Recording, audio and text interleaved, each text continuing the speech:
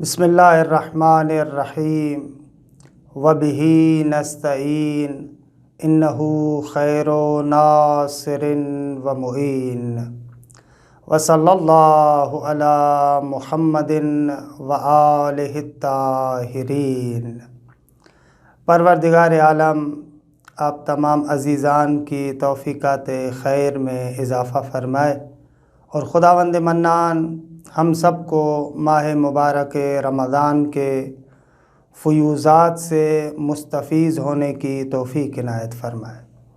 الحمدللہ خداوند منان کے لطف و کرم سے ہماری گفتگو سورہ حجرات کے بیان میں تھی۔ گزشتہ جلسات میں سورہ حجرات کے اندر پیغمبر ختمی مرتبت صلی اللہ علیہ وآلہ وسلم کے محضر میں حاضر ہونے کے جو آداب ہیں وہ بیان ہوئے۔ پروردگار عالم نے فرمایا کہ جب آپ لوگ پیغمبر اکرم کی خدمت میں ہیں تو آپ لوگوں کو کیسے بیٹھنا چاہیے، آپ لوگوں کا رویہ کیا ہونا چاہیے۔ دیکھیں رسول اللہ کہ جب آپ محضر میں موجود ہیں تو وہاں پر آپ کو آداب کا خیال کرنا چاہیے۔ آپ اگر آپس میں بھی گفتگو کر رہے ہیں تو آپ کی گفتگو میں آپ کا آواز پیغمبر اکرم کے آواز اور صدا سے بلند نہیں ہونا چاہیے، اور جب آپ پیغمبر اکرم صلی اللہ علیہ وآلہ وسلم سے گفتگو کرتے ہیں تو اس انداز سے گفتگو نہ کریں جیسے آپ آپس میں ایک دوسرے کے ساتھ گفتگو کرتے ہیں۔ یہ ان لوگوں کا تذکرہ کیا کہ جو لوگ پیغمبر اکرم صلی اللہ علیہ وآلہ وسلم کے محضر کو نہیں سمجھ رہے تھے۔ اس کے بعد پھر مومنین کا تذکرہ ہوا کہ بعض مومنین وہ ہیں کہ جب بھی رسول اللہ صلی اللہ علیہ وآلہ وسلم کی خدمت میں آتے ہیں تو اپنی آواز کو نیچے رکھتے ہیں، اپنے آواز کو دھیما رکھتے ہیں کہ خداوند منان نے ان لوگوں کے لیے بشارت ذکر فرمائی کہ یہ لوگ وہ ہیں کہ جن کے دلوں کا امتحان لیا جا چکا ہے، اور یہ وہ لوگ ہیں کہ لہم مغفرۃ و اجر عظیم۔ اچھا، اس کے بعد والی جو آیت ہے کہ جو انشاءاللہ آج ہم ذکر کریں گے، چوتھی نمبر آیت، اس آیت کے اندر ان لوگوں کی جانب اشارہ ہو رہا ہے کہ جو لوگ در حقیقت باعث بنے کہ جس کی وجہ سے پروردگار عالم ان تذکرات کو ہمارے حوالے کرتا ہے۔ دوسرے لفظوں میں چوتھی نمبر آیت میں ان لوگوں کا تذکرہ ہے کہ جو لوگ اس صورت کا سبب نزول ہے، شان نزول ہے، کہ ایک قبیلہ آیا تھا اور پیغمبر اکرم صلی اللہ علیہ وآلہ وسلم کے مقام و منزلت کا لحاظ کیے بغیر آپ کے گھر کے جو کمرے ہیں وہ باہر سے بلند بلند آواز میں پیغمبر اکرم کو بلا رہے تھے، کہ اس آیہ کریمہ میں ان کا تذکرہ ہو رہا ہے کہ پروردگار عالم فرماتا ہے ان الذین ینادونک من وراء الحجرات اکثرهم لا یعقلون۔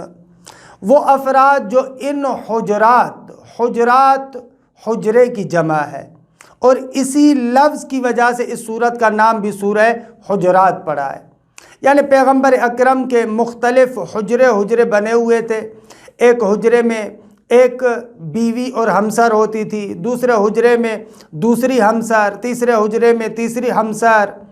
تو خداوند منان فرماتا ہے ان الذین ینادونک من وراء الحجرات، یہ جو ان حجرات اور کمروں کے پیچھے کھڑے ہو کر بلند آواز سے آپ کو صدا دے رہے ہیں اور بلا رہے ہیں، قرآن کہتا ہے اکثرهم لا یعقلون، ان میں اکثریت ان لوگوں کی ہے کہ جو لوگ عقل کی نعمت سے محروم ہیں، یعنی بے وقوف افراد ہیں، بے عقل افراد ہیں۔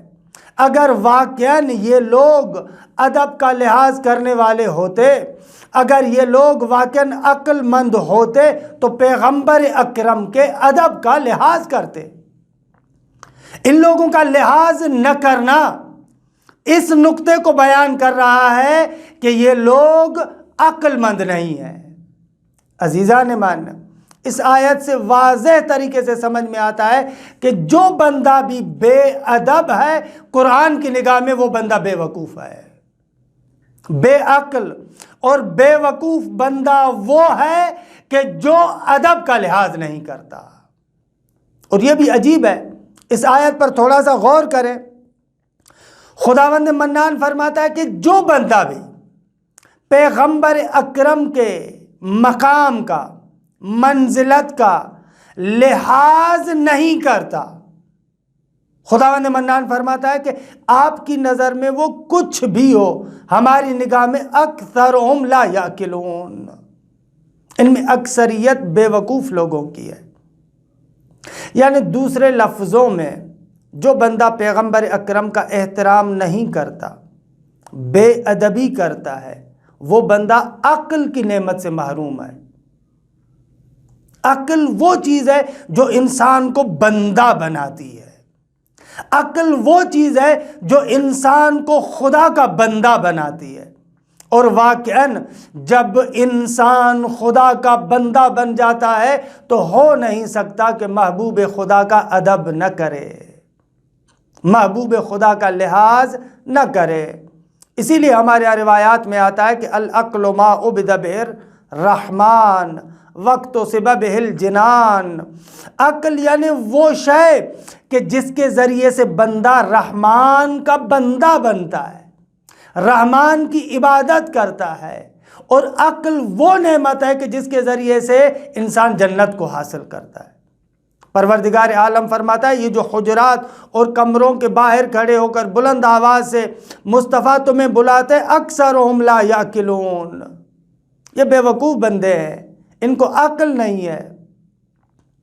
واقعاً توجہ کریں، ایک بندہ پیغمبر کے محضر میں بھی نہیں ہے، بلکہ پیغمبر کے ساتھ بھی نہیں بیٹھا ہوا، گھر کے باہر ہے، باہر سے بیٹھ کر کوئی برا بھلا لفظ بھی نہیں کہتا، بس بلند آواز سے بلا رہا ہے۔ پروردگار عالم کہتا ہے کہ یہ عقل مند انسان نہیں ہے۔ خوب اب ان لوگوں کے بارے میں آپ کیا کہیں گے جو پیغمبر کے محضر میں موجود ہوں، اور پیغمبر کے محضر میں نہ فقط یہ کہ بیٹھے ہوئے ہوں بلند آواز سے بات کریں بلکہ نازیبا کلمات استعمال کریں۔ خوب قرآن کی نگاہ ان کے بارے میں کیا ہوگی؟ آپ خود فیصلہ کریں۔ اگر کوئی بندہ پیغمبر کے محضر میں ہے، پیغمبر کی محفل میں ہے، وہاں پر اگر پیغمبر کوئی امر کرے، نہ فقط یہ کہ وہ وہاں پر بلند آواز سے بولے بلکہ نازیبا کلمات استعمال کرے، خوب قرآن کی نگاہ میں وہ کیا بندہ بنے گا؟ قرآن کہتا ہے جو محضر میں نہیں ہے، محفل میں نہیں ہے، باہر بیٹھا ہوا ہے، گھر کے باہر بیٹھا ہوا ہے، وہاں سے بھی اگر بلند آواز سے بولتا ہے تو اکثرہم لا یعقلون، تو ان لوگوں میں اکثریت بے وقوفوں کی ہے، تو ان کا حساب تو بالکل روشن ہوگا۔